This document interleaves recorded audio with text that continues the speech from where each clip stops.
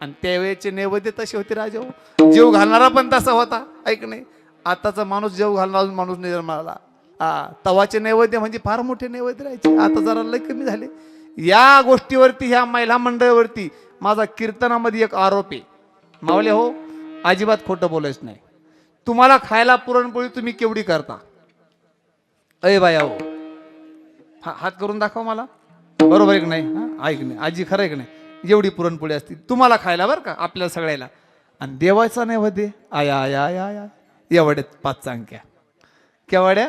एवढ्या असतात, थोड्या मोठ्या असतील, जळेल जुळेल डागेल डुगेल देवाला आहे ना त्या. सत्यनारायणच्या सुपाऱ्या पाहिल्या का तुम्ही? खारका सुपाऱ्या, त्यात भुंगी व्हायला, त्या भुंगी. दुकानदारला म्हणा फक्त सुपाऱ्या खारका पाहिजे, ते म्हणतं खायला पाहिजे पूजाला पाहिजे. अहो म्हणलं पूजाला ते डबडं काढतात, झटकून झटकून देतात आपल्याला. देवाला पाहिजे मग जमते जमते. जी नोट कुठं चालत नाही ती आमच्या पाकिटात लवेस आलेली आहे की नाही? जे धान्य कुठं चालत नाही ते सप्त्याला दान करणारे लोक आहे मार्केट राजा, आहे की नाही?